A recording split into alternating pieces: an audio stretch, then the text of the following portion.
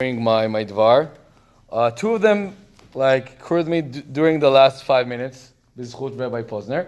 So Rabbi Posner told me maybe to mention the terror attack in the old city, and I thought, well, this is the first time I'm bringing something actually about Israel. To speak about Israel, and I'm originally shaliach for Israel, and I was like, is this the first thing I want to say and to mention about that?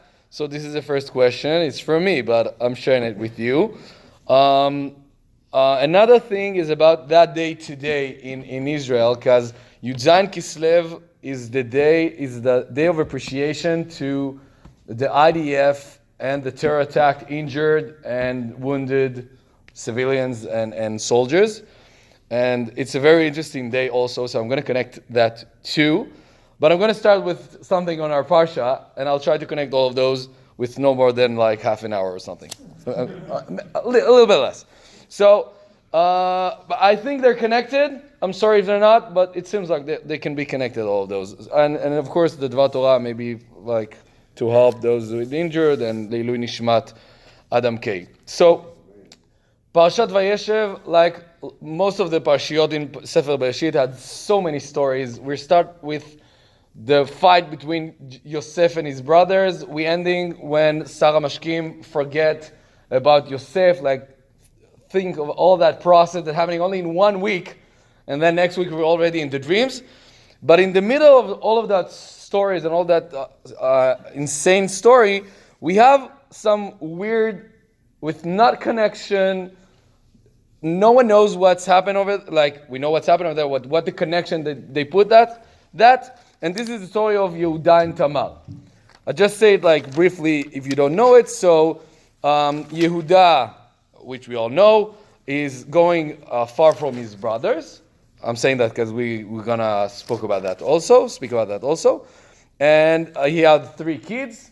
And then his first kids married with a woman named Tamar.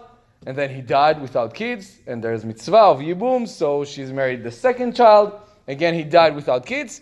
And then Yehuda saying, okay, enough. I'm not taking chances on the third child. So not anymore, even though it's a mitzvah to do it. And then Tamar really want to have kids from Yehuda, from his kids or whatever. She knows this is it's going to be a big tribe in Israel, so it's worth it. So he's she's mitchapeset, wearing clothes of a prostitute, and tried to bring Judah to sleep with her. And then he knows her. He don't know her, but she tell him, you know what? If you wanted us to do it, so bring me something. He bring her his clothing and his makel stamp. Thank you. And it's happening, and suddenly everyone see that Tamar is pregnant. And Yehuda knows it's illegal, it's halachically wrong that someone that's supposed to marry his kid will do that. He's saying we need to kill her. And then she's very smartly and very not want to embarrass him, saying, this is the clothes and the stamp. The one that belonged this is the one that the kid is from him. He understands the mistake, and he letting her go. And in the end of it, we just read about the kids that born, which are Peretz and Zerach. And the question is, why are we okay, maybe there's a reason to say all of that, but why specifically here? And the question is even bigger, because if we're going to read the one thing before that, just ignore this parsha. It's exactly one perek, so we can just theoretically ignore it and start in the next perek. It will look very natural, because we're ending before that with Hamedanim machru oto Mitzrayim lePotifar saris Paro. So the brothers selling him to Ishmaelim selling him to the Medanim selling to Potifar. Pause. Story about Judah and Tamar, and then the next pasuk starts, Vayosef urad Mitzrayim. Yosef go down to Mitzrayim, Potifar bind him, and all the story with his wife, and so on and so forth. So, what's the connection? Rashi tried to answer that question. He saw it's not really understood why to say that like that. And Rashi said, Lama nismecha parasha zo lekan? Why this parsha we put it here? and stop the Parsha of Yosef to teach us that his brothers took him out of his גדולתו, like from his power. כשראו בצרת אביהם, אמרו, אתה אמרת למוכרו, ואילו אמרת לשבוע, היינו שומעים לך. So their brothers telling to Yehuda, you're the one that tell us to sell him, and now we see how much like pain and suffer our dad have. So if you were say the opposite, it wasn't so sad. So Yehuda, this is why he went so far, and this is why we mentioned all of that. But it's like, this is like a technical answer for that problem.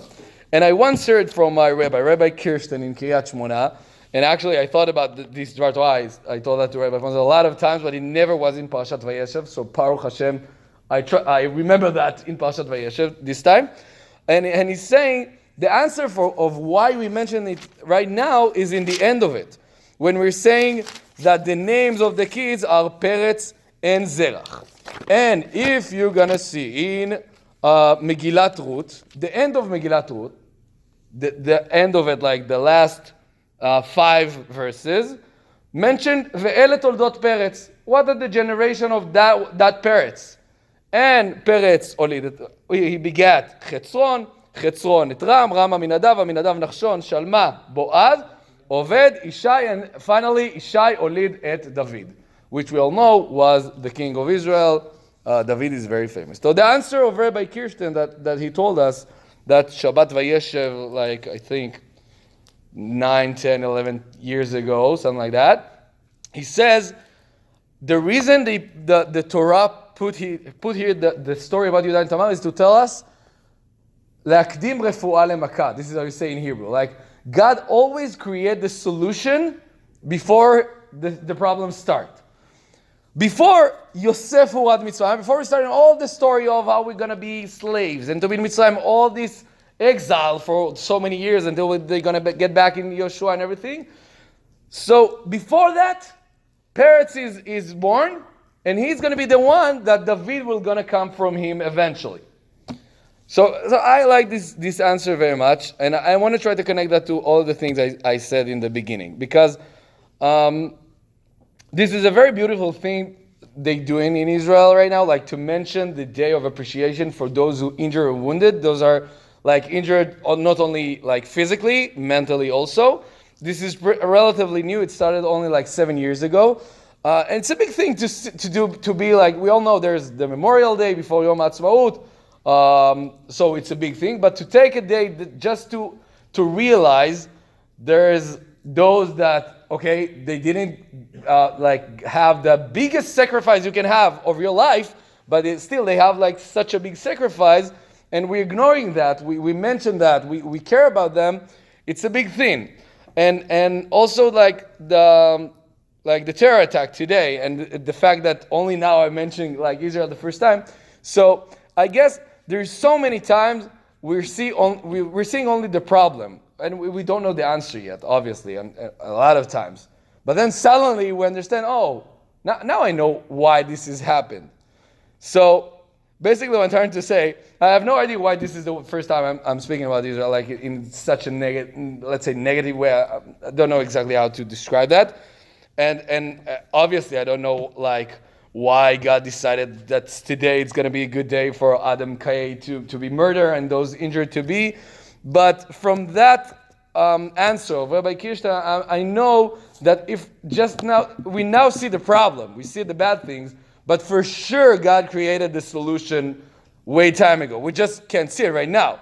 But we will hear that. So Be'ezrat Hashem, I hope that we will know to know the answer when we see the problem. We know we already have the answer, but even we're not seeing it, so we need to know that God already created it. For sure. We just need to realize what exactly is the answer. So, have a good evening. And again, we're going to say,